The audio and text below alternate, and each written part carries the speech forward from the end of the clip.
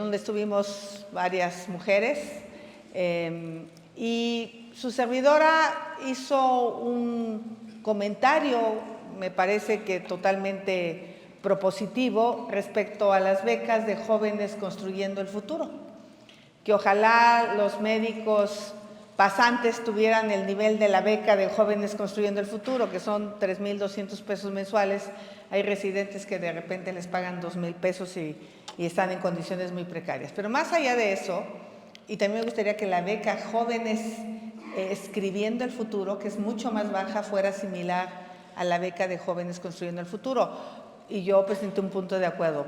Pero bueno, el tema de fondo era que lo que yo planteaba, que los programas sociales por sí mismos no te sacan de la pobreza. Tenemos que hacer esto que estás haciendo, rector. Tenemos que tener movilidad social a partir de la educación. Y yo decía que además de la beca, porque son 12 meses de beca, es una beca temporal, porque está enfocado a jóvenes que no están estudiando o que no tienen un trabajo en ese momento, y la idea es de potenciarlos a que lo obtengan. Yo decía que tendrían que aprender código, que tendrían que aprender un idioma, que tendríamos que darles habilidades digitales. Aquí tienen un clúster tecnológico bien impresionante en Jalisco.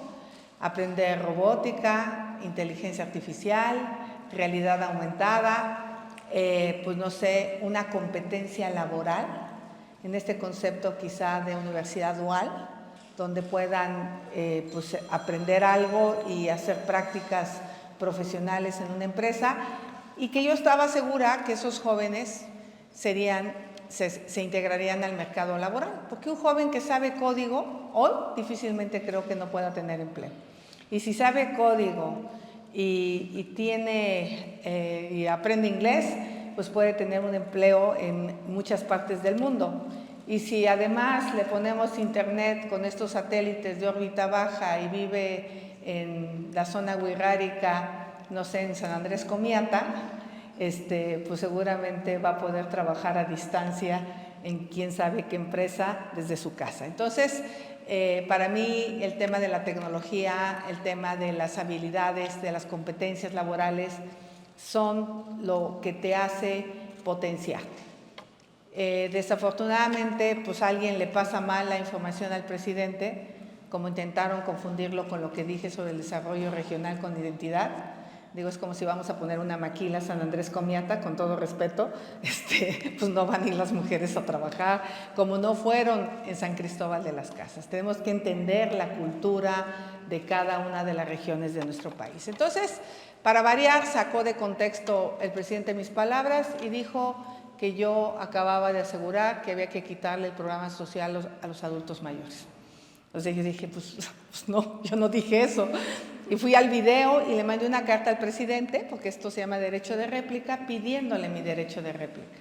Y el presidente, en lugar de leer la carta, que hubiera sido lo más sencillo, esto lo dijo el 6 de diciembre, yo estuve aquí el 28 de noviembre, y el 6 de diciembre le mando la carta, el 7 de diciembre hubiera dicho, bueno, miren, me equivoqué, la senadora Gálvez me hizo una precisión, ella no dijo lo que yo dije que dijo, le ofrezco una disculpa y se acaba la historia. Pero no, me echó pleito, que vaya, que me demande, es bien buena para hacer eso, y si una autoridad me lo ordena, le daré derecho de réplica. Eso dijo. Y el día 7 de junio, una autoridad me otorgó un amparo para que el presidente me diera mi derecho de réplica.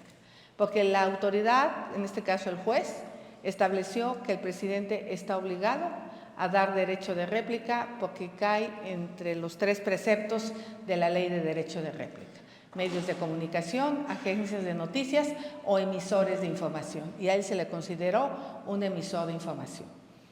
Llegué el 12 de junio a las 5:30 de la mañana en mi bicicleta, porque pues, su servidora es ciclista, urbana, me encanta la bici, me muevo de una manera muy sencilla. Por toda la ciudad. Y toqué y no me abrió. No me abrió, y en ese momento yo me di cuenta que la puerta de Palacio Nacional no solo se me ha cerrado a mí, Se le ha cerrado a los niños con cáncer, a sus padres, se le ha cerrado a los maestros, se le ha cerrado a los médicos que pedían ser vacunados, son médicos privados que pareciera que los que están en las farmacias dando consulta fueran médicos, no sé, que ganan millones y pedían ser vacunados, pedían los médicos tener equipamiento. México fue el país que más personal de salud falleció en el mundo. Es una vergüenza. Bueno, le cerró la puerta a los médicos, le ha cerrado la puerta a los agricultores, no solo le ha cerrado la puerta a las mujeres, les ha puesto un muro inmenso. Y bueno, le ha cerrado la puerta a las madres buscadoras. Recibió a las madres de la Plaza de Mayo, lo cual lo celebro, pero las madres que buscan a sus hijos no han sido recibidas. Entonces el presidente no solo me cerró la puerta a mí, se la ha cerrado a muchos mexicanos, y yo ahí recibí el mensaje más poderoso que he recibido en mi vida.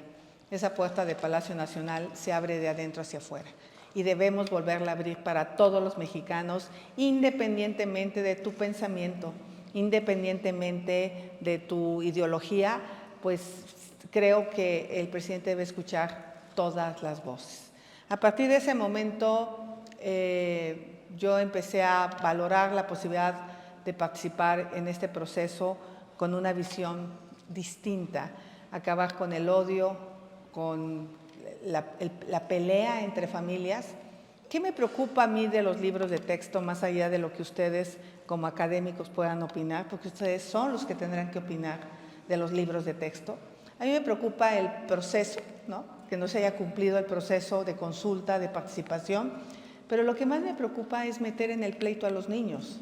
O sea, porque pues ahora resulta que los que son papás que piensan que hubo un fraude en el 2006 y los que piensan que no, pues ahora los niños se van a pelear por un tema político que ni siquiera viene al caso en los libros de texto. A mí eso es lo que más me preocupa, más allá de los errores, más allá de que no se quiere enseñar matemáticas suficientes, ¿no? Creo que se enseña, porque sí creo que las matemáticas, y otra vez ustedes son los expertos, te estructuran la mente.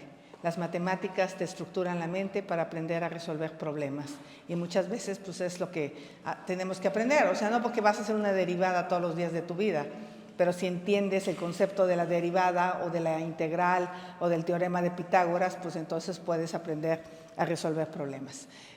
A partir de ese momento yo pues he planteado en la mesa pues este tema de cómo resolver el problema de la pobreza y de la desigualdad y la inseguridad, que me parece que son los temas.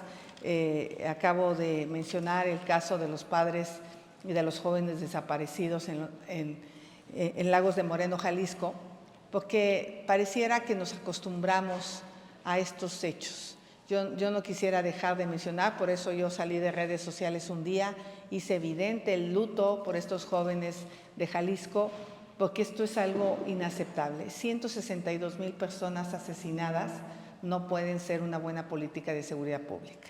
Entonces, yo hoy quisiera enfocarme a esto que dije en la Feria del Libro de Guadalajara. ¿Cómo podemos resolver la brecha de desigualdad, de pobreza, si realmente hemos hecho varios intentos? Yo creo que muchos intentos. Ayer hablaba yo del error que se cometió de no subir el salario mínimo durante muchos años, y eso es algo que le reconozco al PRD, que estuvo insistiendo en el Senado de la República, porque la verdad es que sobre pretexto de la inflación, pues los políticos decían, no, es que me descompones la macroeconomía. Pues sí, pero ¿de qué te sirve la macroeconomía si la microeconomía de los mexicanos no está funcionando? Bueno, ya subimos el salario mínimo, hay programas sociales y resulta que hay 50 millones de pobres. Entonces, tampoco está siendo la solución. Y de esos, 9 millones viven en pobreza extrema. Y de esos se incrementó en 400,000 la pobreza extrema. Entonces, un poco mi experiencia de donde yo nací, lo que me tocó vivir, pues me da una idea clara de por dónde caminar, pero no puede ser como la regla, el échale ganas, no es cierto. No es suficiente con el échale ganas. Obviamente mi historia pues es una historia de éxito que está basada pues, en muchas circunstancias, como lo es ahora la circunstancia en la que estoy viviendo.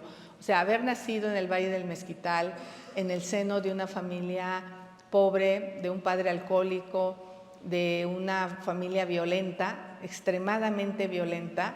Yo inclusive he llegado a pensar si mi padre tenía un problema de salud mental, porque era una cosa que se le disparaba el enojo de un momento a otro, ¿no? Entonces nadie sabíamos por qué y por qué pasaba eso, pero pues esos temas ni se diagnosticaban ni se conocían que existían. El vivir ahí y el tener que trabajar desde niña, o sea, obviamente hoy el presidente se burla diciendo que cómo de vender gelatinas y tamales me convertí en una empresaria exitosa. Bueno, pues no fue así de sencillo. O sea, hay todo un trayecto para llegar a ser empresaria, pero esta cultura del trabajo que sí tenemos los mexicanos, o sea, que también se trató de sacar de contexto de que los mexicanos son flojos. No. Sí trabajamos, pero no necesariamente las horas que trabajas se traducen en una calidad de vida. O sea, eso también está demostrado. Somos de las personas más trabajadoras del mundo, de los que más horas trabajamos, pero no necesariamente tenemos un mejor nivel de vida. Hice la secundaria y la preparatoria en un pueblo cercano. En mi pueblo no había más que primaria. Yo conocí la regadera en la Ciudad de México. A la buena vida uno todo se acostumbra. Pues, el problema es que ahora ya tampoco va a haber agua en la Ciudad de México. Tenemos una crisis hídrica brutal.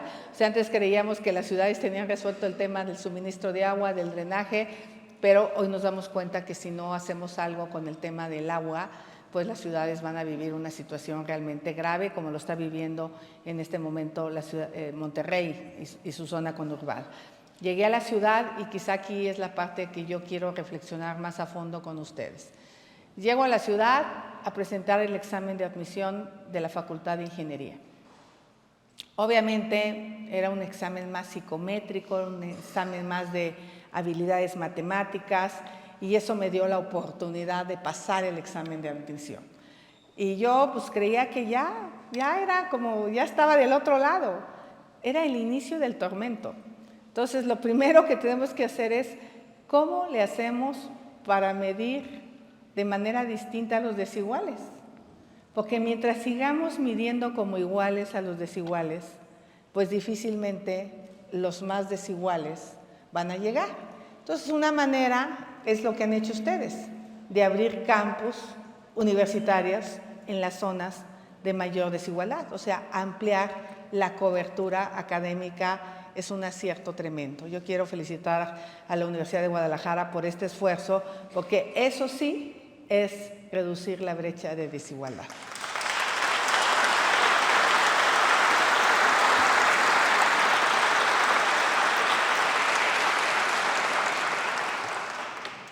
Cuando entro a la Facultad de Ingeniería, pues yo tenía que trabajar de las 6:30 de la mañana a las 3 de la tarde como telefonista. Y bueno, había que estar todo el tiempo contestando, ¿no? No había tiempo de estar haciendo tareas o series, ¿no? Porque era un trabajo intensivo, porque teníamos que enchufar, ¿no? Entonces, pasar la extensión, todavía eran conmutadores analógicos.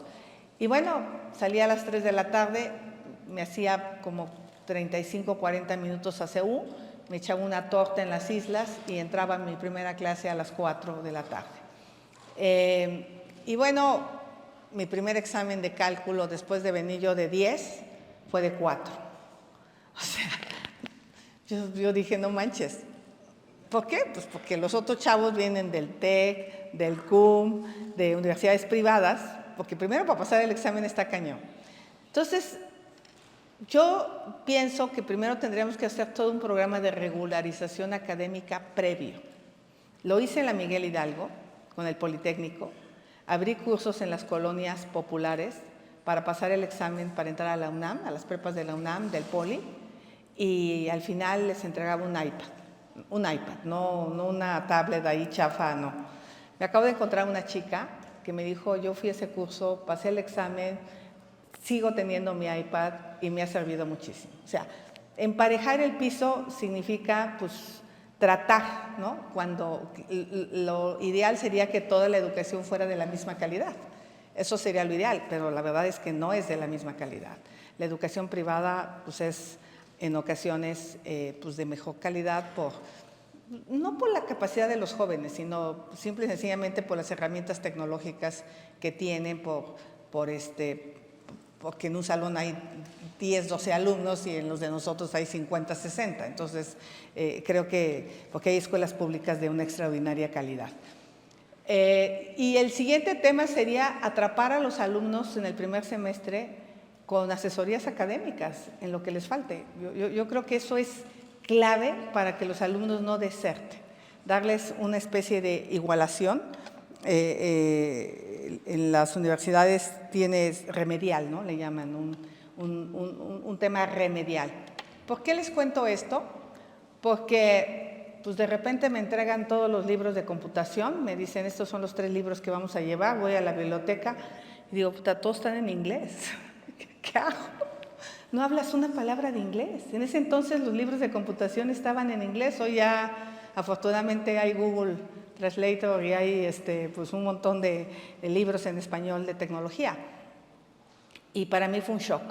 Entonces, no le entendía a programación, reprobada en cálculo,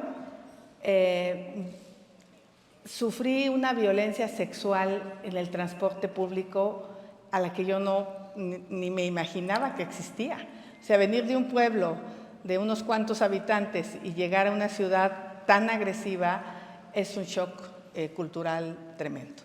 Entonces, me pasó un incidente, lo cuento por la gravedad, y que gracias a que yo tenía un cautín viejo, porque no había podido acceder a un cautín nuevo, porque era muy caro, el cautín costaba 150 pesos, el que era como una plumita, pero el señor me dijo, mira, aquí iba para el fierro viejo, pero todavía sirve, pesaba como 1,5 kilos, era como una secadora, ¿se acuerdan? Los maestros de electrónica, y soldaba mi cautín, ¿no? Y ahí lo traía yo en mi morral, digo, pesaba un montón, pero pues ahí lo iba llevando para soldar mis circuitos eléctricos. Ese cautín me salvó la vida, porque un tipo me atacó en Iztapalapa. Y yo afortunadamente agarré el cautín, le zorrajé un trancazo y lo tumbé. Y me dicen, ¿por qué te volviste una mujer tan cabrona? Pues por eso, porque me tuve que aprender a defender. O sea, la verdad es que llegas a la selva. Y esa tarde llegué yo, bueno, ese día llegué a mi universidad casi llorando, desconsolada, y había 2 jóvenes en el centro de cálculo que me entregaron mi badge de tarjetas perforadas porque tenía que entregar a las 4 mi programa. Y tenía como 40 errores. No, pues ya dije, no, ya. O sea, ahora me van a reprobar también en programación, ya. Y les dije, estos chavos, ¿saben qué? Me voy a regresar para el pueblo. No puedo. No le entiendo a cálculo, no le agarro la onda a programación, no tengo tiempo de estudiar, llego a las 11 de la noche a mi cuarto de lámina. Entonces, por eso digo que no es échale ganas. Claro que yo le echaba ganas, pero no es suficiente. Tendríamos que tener las condiciones para que los jóvenes tengan becas en función de su situación socioeconómica, porque no es lo mismo un joven que tiene un papá que vive en Guadalajara a un joven que viene de la zona wixárika, que tiene que rentar un cuarto y que tiene que estar aquí. O sea, sí tiene que haber una diferenciación según tus necesidades económicas. O sea, entonces, afortunadamente estos jóvenes que estaban ahí, que se volvieron mis mejores amigos, me dijeron, no te regreses, te vamos a ayudar. Y me empezaron a dar clases de cálculo, de álgebra, me empezaron a explicar cómo estaba la programación y libré los 2 primeros semestres. Ya casi llego a donde quiero llegar. Y me dicen mis amigos, oye, no puedes seguir viviendo en Iztapalapa porque, bueno, siempre pasaba algo. Cámbiate. Le digo, sí, nomás que en la Roma cobran casi 2,000 pesos de renta y allá, pues, 300, 500 pesos por el cuarto, pues sí me alcanza, ¿no? Y me dice, métete de becaria. Como nosotros. Te van a pagar 3,000 pesos y pues tú pagas la renta y te echamos la mano con la comida. Y yo dije, ¿y qué se requiere? No, pues hay que hacer un curso, se inscriben como 200 y se quedan 5. No, dije, pues, ¿dónde me voy a quedar? Ah, no, anímate, ¿sabes que me animo? Y entro de becaria. Y ahí empezó mi cambio. Aprendí Algol, Fortran, COBOL, C, sistemas expertos, sistemas operativos, bases de datos. Y ya después yo era la que le daba asesoría a los chavos, ¿no? Yo era la que los consolaba cuando lloraban porque tenían errores y entonces... Y me puse en sus zapatos y les tenía una enorme paciencia porque a mí alguien me tuvo una enorme paciencia. Entonces, un día veo un letrero que dice se solicita pasante de ingeniero o ingeniera, o ingeniero, porque no ponían ingeniera, que sepa, y dije, pues yo sé todo eso, ¿no? Y fui. Y pues de ganar 2,500 de telefonista, mi primer sueldo fue de 50,000 pesos. Esa es la historia que cambia, esa es la movilidad. Ahí sí pasé del DICIL 10 al 1, en chinga. O sea, estoy convencida que es por ahí. Estoy convencida que es por el lado de la educación. Pero tenemos que hacer muchas cosas para lograrlo. Y eso cuesta dinero. Y hay que poner dinero. ¿Y en qué tenemos que dejar de gastar? Pues en un montón de tarugadas. Miren, 200,000 millones más en la refinería de Dos Bocas, más. No digo que no, está bien. Si ya quieren hacer una refinería, háganla. Pero háganla en costo, en tiempo y en forma. Y no tiene para cuándo acabarse. Está lejos de acabarse. Yo acabo de ir para allá, hay un montón de grúas todavía, quiere decir que están subiendo equipos, entonces que no me vengan con que estamos en etapa de pruebas. Los que le hayan a la ingeniería se brincaron con la FEL 1, hicieron el proyecto. La FEL 1 pues es como el planteamiento del problema. Pues con la FEL 1 desarrollaron el problema y lo están construyendo. No tuvieron FEL 2, que es como la preingeniería, y la FEL 3 pues es la ingeniería de detalle y ya el presupuesto. Por eso están en la bronca que están en Dos Bocas. Acabo de estar en el Tren Maya. Además de la destrucción ambiental brutal, porque además han cambiado de trazo varias ocasiones, se gastaron 280,000 millones de más en el Tren Maya. Pagaron 300,000 millones de pesos por un aeropuerto. Lo pagaron sin hacerlo. Pero Pemex, 700,000 millones de subsidio a Pemex y sigue sin ser rentable. 200,000 millones a la CFE. Le pagamos Iberdrola 6,000 millones de dólares cuando esa energía ya era de nosotros. O sea, lo que pudimos haber hecho en educación con esos 120,000 millones de pesos. Digo, a mí qué me importa quién produzca la energía si es limpia y es barata, ¿no? Por un tema ideológico de soberanía, cuando el 70% del gas lo traes de Estados Unidos, pues ¿cuál soberanía? Esas plantas funcionan con gas que estamos importando. Entonces, yo lo que planteo en educación pues son 3 cosas que voy a poner aquí en la mesa en el foro de ayer. Primero, escuelas de tiempo completo. Necesitamos recuperar las escuelas de tiempo completo y en ese sentido, pues cuesta, necesitamos más maestros, necesitamos homologar los salarios de los maestros que son federales a los que son estatales, porque es increíble que un maestro que está en el ámbito estatal gana mucho menos que el maestro del ámbito federal. O sea, no debe haber 2 clases de maestros, tiene que haber el mismo nivel de maestros con la misma calidad, con el mismo salario. Ahora sí que a trabajo igual, salario igual, ¿no? Yo creo que ese es un tema importante. La infraestructura educativa, pues obvio que requerimos, ya había comedores, ya había 30,000 escuelas de tiempo completo. Obviamente pues requieres que los techos y los muros sean techos térmicos, porque pues un niño que se está asando no va a aprender. Requieres que haya agua, digo, en los baños, que haya sanitarios, que haya electricidad, que haya pues de alguna manera mobiliario confortable, que haya los techos para que los niños jueguen, porque pues hay zonas, imagínense ahora que estábamos a 46 grados en Hermosillo, pues no hay manera de jugar en el patio bajo el sol, y que haya internet, de verdad. Es increíble lo que pasó con el internet en este país.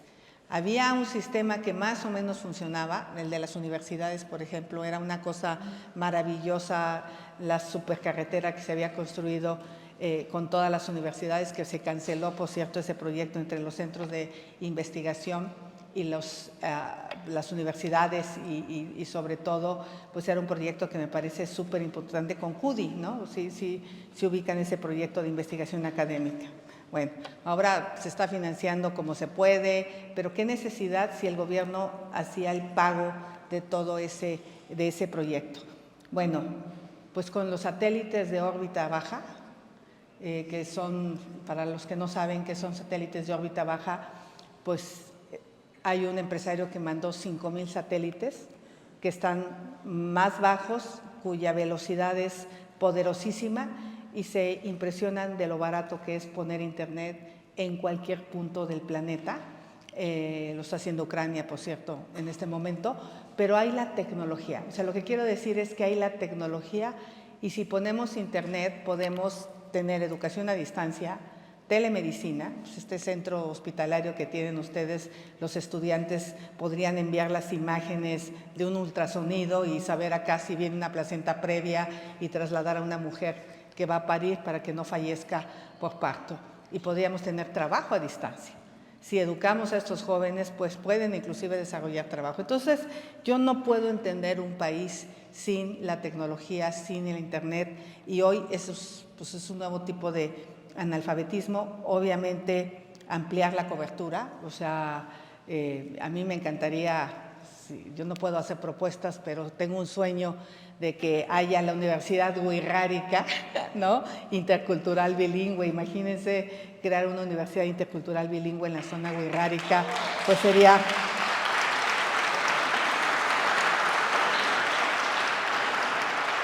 Y algo que me gusta mucho es un concepto que aquí en Jalisco ya está funcionando muy bien y en el Bajío, que es la educación dual. Yo sí creo que la educación dual es indispensable y también estas certificaciones de educación técnico superior, o sea, que haya técnicos universitarios superiores, porque a veces en una familia se pueden pagar 3 años o puedes estar 3 años, pero que salgas con algo que te dé una certificación de un trabajo y a lo mejor en un ratito juntas una lana y vuelves a hacer los otros 3 años superiores y ya te recibes de universitario. Creo que la educación dual para el país es clave y aquí voy a entrar rápidamente a la enorme oportunidad que tenemos con el nearshoring. O sea, México hoy... el 85% del PIB de México depende del comercio exterior. Eso es una realidad. Ya no nos hagamos y qué bueno, porque si no fuera por el TEMEC, no sé cómo estaríamos. Hay una oportunidad que se llama nearshoring, que es la relocalización de empresas. Y China está perdiendo casi el 80% de la inversión extranjera en China. Y esa inversión extranjera está buscando a dónde irse. Y obviamente, pues Jalisco puede ser una zona importantísima para la relocalización. Quizá no la fábrica de semiconductores, porque ahí requieres tierras raras, quizás Sonora sea el lugar más adecuado o el sureste, porque existen estos materiales para fabricar, pero sí para probar semiconductores. Yo creo que aquí podríamos tener un gran desarrollo de prueba de semiconductores o de industria de la electromovilidad o la industria aeroespacial, que por cierto Querétaro lo hizo muy bien haciendo la universidad. Entonces tendríamos que definir qué tipo de empresas queremos atraer para formar el capital humano que se requiere y entonces los jóvenes realmente puedan conseguir un empleo mejor pagado. Eso es lo que te da el nearshoring, porque te trae empleos ya no solo de maquila o manufactura, puedes evolucionar a la industria 4.0 y a la mentefactura, que es lo que realmente le podría dar un mejor ingreso a los jóvenes. Y con esto quiero entrar a los jóvenes, decirle, ¿qué es lo que quieren los jóvenes? Pues los jóvenes pues quieren hacer realidad sus sueños y hoy tienen otras modalidades de trabajo. Hoy ellos de repente quieren trabajar 6 horas al día desde su casa, ser creadores, hacer cosas, pero sí quieren tener seguridad social. Por eso estamos planteando el programa universal de salud para que no tengas que ser empleado de alguna fábrica para tener acceso a la salud. Un sistema de protección universal que esté integrada pues tu pensión, que esté integrada tu sistema de salud, que esté integrado un sistema de cuidados, porque nos vamos a hacer viejitos y quién nos va a cuidar, no todo el mundo se ha casado, no todo el mundo tiene hijos. Entonces, ese sistema de protección universal es clave para esta nueva modalidad de trabajo, porque la nueva modalidad de trabajo ya no necesariamente tienes un patrón. Hoy, para tener seguro social, a fuerzas tienes que tener un patrón. El desarrollo de los jóvenes, pues hoy es distinto, pero deben de tener esa protección universal los jóvenes y vivienda. Vivienda. Yo le dije a mi hijo que a los 28 años lo iba a sacar de la casa y me dice, no hombre, ¿ya viste cómo están los departamentos? Pues pues creo que va a llegar a los 32. ¿Por qué no se casan jóvenes? Los jóvenes ya no se casan. Antes iban porque se casaban. ¿No? Hoy los jóvenes quieren tener una vivienda propia. Hoy los jóvenes quieren tener una manera de movilidad distinta. Y creo que esa agenda la tenemos que poner en la mesa muy claramente para que puedan realmente pues, tener seguridad social, puedan tener una vivienda, puedan tener un salario digno y entonces sí, pues hacer realidad sus sueños. Estoy convencida que México, si hace las cosas bien, si plantea los problemas de la manera adecuada, tenemos todo listo con el nearshoring. ¿Qué necesitamos con el nearshoring? Yo pongo 6 cosas. No necesariamente todas tienen que ser al mismo tiempo porque hay unas regiones que pueden resolverlo más que otras. O sea, 1 es Estado de Derecho, 2 es seguridad, 3 es energía.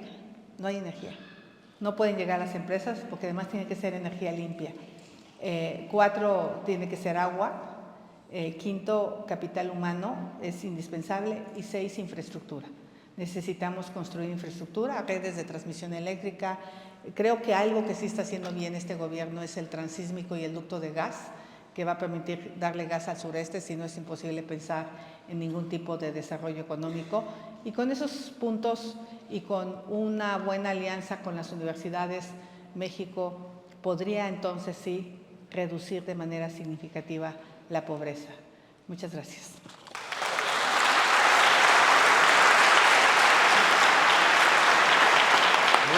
Gracias. Muchas gracias. Al académico, maestro Rivera Rey.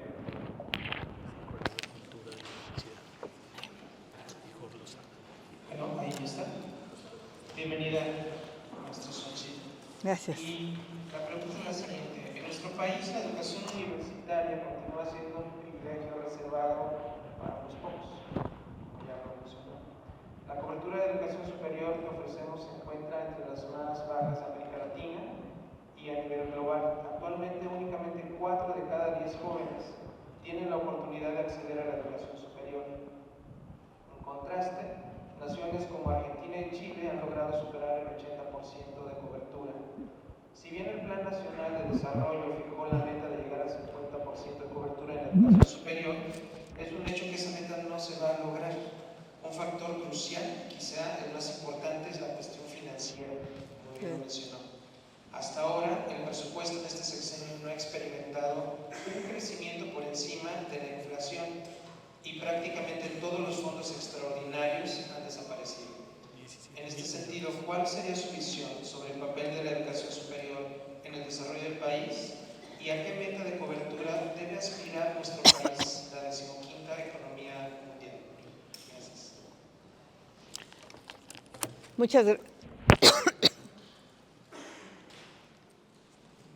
Muchas gracias, maestro. Pues una pregunta súper oportuna. O sea, realmente parte de los problemas es de que ponemos metas, pero no le ponemos recursos. Entonces, en el Senado todo lo que proponemos nos dicen sí, pero sin recursos. Entonces, ¿para qué? Por ejemplo, la Ley General de Movilidad no tiene recursos.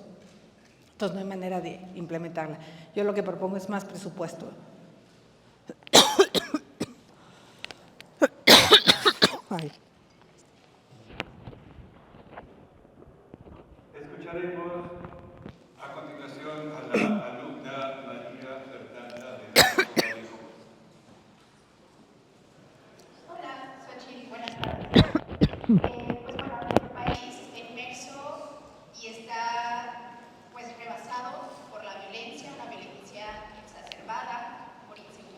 Mi miel, ¿no? y que O una pastilla. lamentablemente, pues, nos ha alcanzado la Universidad de Guadalajara. Recientemente, a uno de nuestros compañeros del Lagos, Roberto, y no solo es esto, ¿Cómo sino se llama que ella? nuestro país dentro de 4 años, o en estos últimos 4 años, se ha situado en el primer lugar con 39,000 desapariciones, de las cuales 14,000 están en Jalisco. Somos el primer lugar en América Latina con más desapariciones. Después de esto, ¿qué esperanzas nos planteas a las juventudes? ¿Cómo ser joven puede dejar de ser un riesgo y puede convertirse en una oportunidad de desarrollo?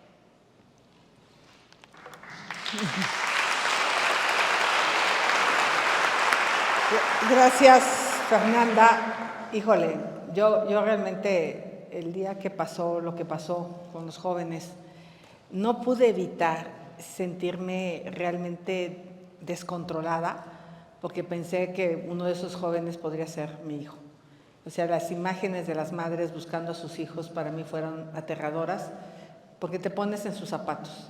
Entonces yo he dicho que se requieren 3 cosas, no voy a desarrollar aquí todo el concepto para dar pie a otras preguntas, pero estoy convencida que se requiere inteligencia para hacer una estrategia integral de seguridad pública, no la ocurrencia de que con abrazos y no balazos iba a resolver el problema. O sea, se requiere de verdad sentar a los especialistas, a los expertos, tener el personal humano, trabajar los 3 órdenes de gobierno, municipio, estado, gobierno federal, con policías certificados, con tecnología.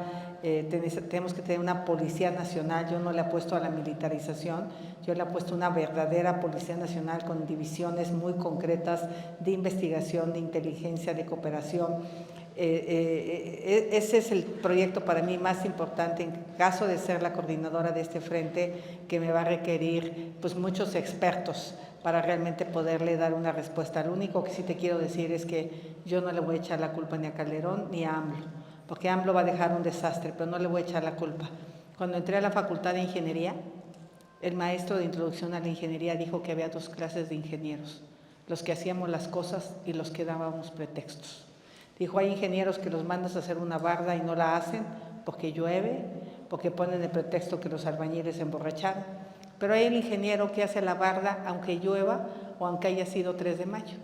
Y dijo, ¿qué clase de ingenieros quieren ser ustedes? Y yo dije, yo quiero ser de las ingenieras que hagan las cosas, ¿no? Entonces, a lo largo de mi vida me he convertido en una mujer que le gusta hacer las cosas. Obviamente hay que poner gente con talento, hay que poner gente honesta y hay que poner gente trabajadora. Si no, no vamos a resolver, pero no me voy a derrotar. Hay que ponerle corazón, o sea, el político se va acostumbrando y lo va normalizando, y eso no puede pasar. Te tiene que doler cada joven que desaparece y sobre todo firmeza. Tenemos que tener mano firme para aplicar la ley. O sea, no podemos darle la vuelta a la ley, sí es la ley, y luego se piensa que las mujeres no tenemos el carácter. Pruébenos, van a ver los ovarios que tenemos para entrarle a los problemas. Entonces, Fernanda, además de eso, ayer presenté una propuesta que me parece indispensable. Hay muchos jóvenes en situación de riesgo en estas zonas que el crimen organizado está atrapando. Y cuando ya no les sirve al crimen organizado, simple y sencillamente les desaparece. Entonces necesitamos arrancarle al crimen organizado a estos jóvenes de secundaria y de preparatoria. Así como estamos proponiendo las escuelas de tiempo completo para los niños, estamos proponiendo un programa de educación cultural, deportiva, técnica, académica para los jóvenes de preparatoria y de secundaria que vivan en zonas de alto riesgo, cuyos padres quieran tener este apoyo. Porque hay papás que llegan a las 7 de la noche de trabajar y sus hijos de preparatoria estuvieron a merced de la delincuencia o de alcohol, de drogas, que los van atrapando hasta que de repente pues ya no pueden salir. Entonces sí necesitamos hacer un trabajo. Lo hice cuando fui alcaldesa, tomaba jóvenes que las mamás me pedían, los mandaba al deportivo en las tardes, los ponían a nadar, los ponían a hacer karate, los ponían a hacer tareas y a las 7 de la noche las mamás pasaban por estos jóvenes. Entonces sí creo que hemos descuidado mucho la etapa de los 12 a los 18 años.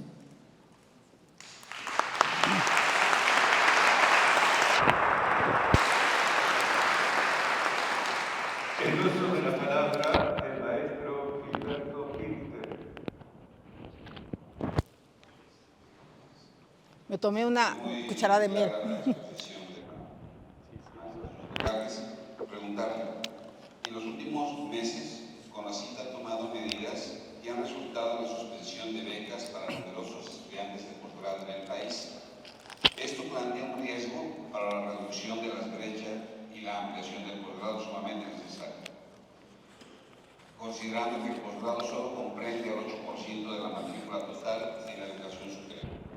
Las razones para cancelar las becas no son claras ni transparentes. Se trata de una simulación de discrecionalidad en la toma de decisiones. Este escenario resulta discriminatorio y conlleva consecuencias significativas para todas y ¿Vamos todos bien de los tiempo? jóvenes Sí. que dependían de ese apoyo para continuar con sus estudios. ¿Cuál es su postura sobre la política vigente de ciencia, tecnología e innovación? ¿Qué mensaje le envía a la comunidad universitaria sobre su visión del país? Muchas gracias, maestro. Primero, recuperar el financiamiento a becas y al desarrollo tecnológico en general, porque también le quitaron el recurso a varias instituciones académicas para poder hacer investigación. Estoy proponiendo formar un programa de innovación abierta para crear soluciones tecnológicas a problemas concretos. La verdad es que la vacuna patria ha sido un fracaso y ese es un problema específico que requeriría una solución. Deberíamos tener una red de centros de transferencia tecnológica entre instituciones educativas, centros de investigación y las empresas. Creo que es muy importante vincular a las empresas con las instituciones académicas y de investigación. Y también incentivos fiscales para empresas que inviertan en investigación y desarrollo. O sea, yo no creo que sea un error invertir en investigación y desarrollo, siempre cuidando los objetivos. O sea, siempre se usó el pretexto de la corrupción, pero un país que no invierte en ciencia y en investigación es un país que puede aspirar a salir adelante. Entonces, hay que regresar esos incentivos fiscales. Muchas gracias.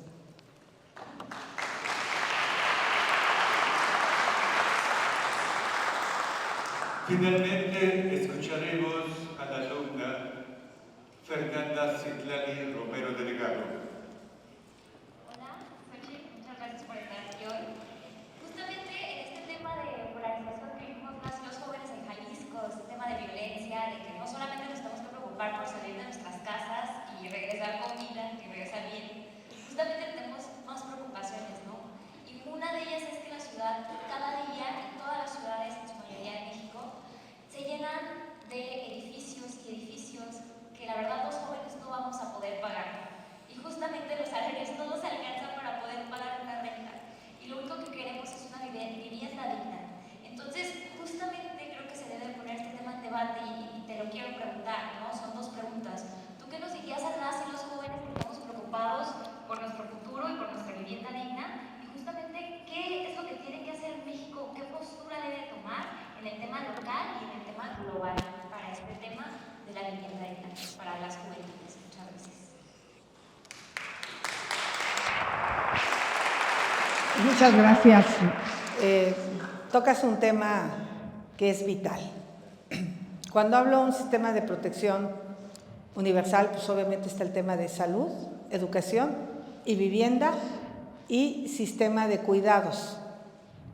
Obviamente salud está muy claro, tengas acceso a servicios de salud de calidad. Hoy cualquier escuela pública, cualquier persona puede ir, no así en la salud. Si te toca el ISSSTE y te toca un buen ISSSTE, pues ya lo hiciste. Si te toca un mal ISSSTE, como el caso de mi hermano, que es maestro rural, que llegó infartado y le dijeron que no había cardiólogo, que fuera el lunes, fuimos a una de estas farmacias pequeñas, le hicieron un electro y le dijo al doctor, se está infartando, métanlo rápido al hospital.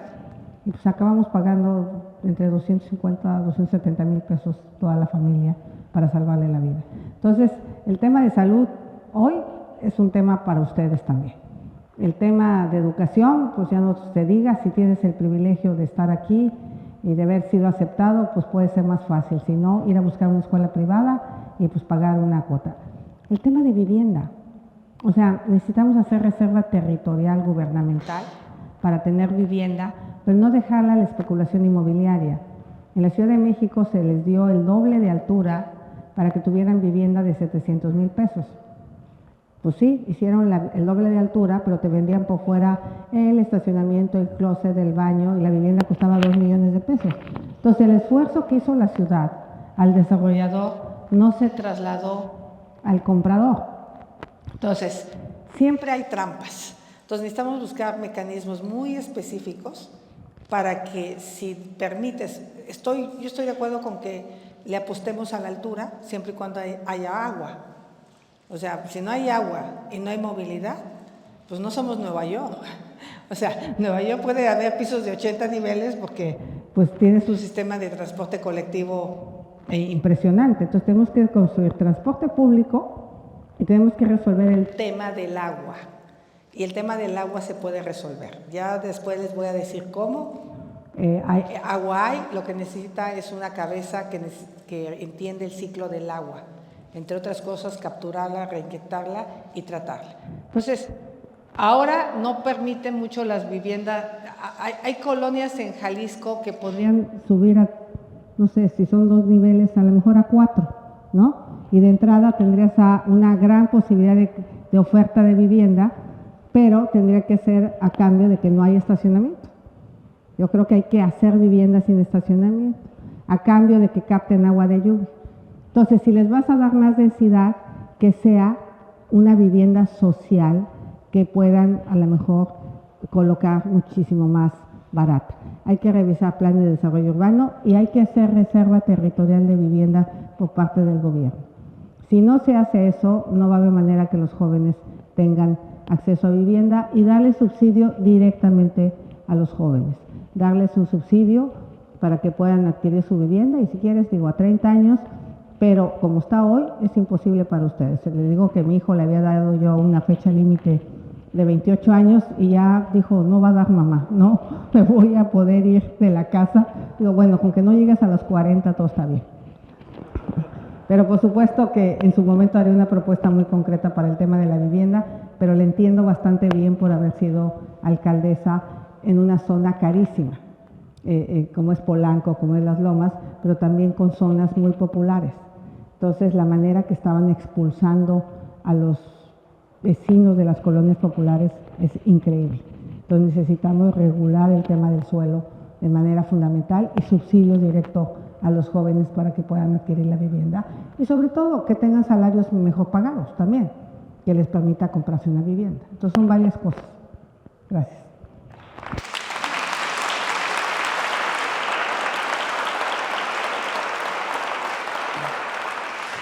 Que complemento el sistema de cuidados, me lo brinqué, y creo que eso es fundamental. Necesitamos regresar a las estancias infantiles. O sea, si no, las mujeres no podemos salir a trabajar.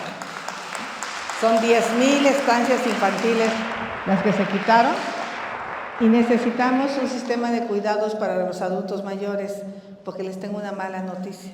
A mí me tocó cuidar a mis 2 padres y generalmente no los dejan a las mujeres. Ay, te mando a mis papás que quieren estar contigo, ¿no? Te dicen tus hermanos, es que ellos quieren estar contigo. Pues claro, si los cuidamos bien las hijas.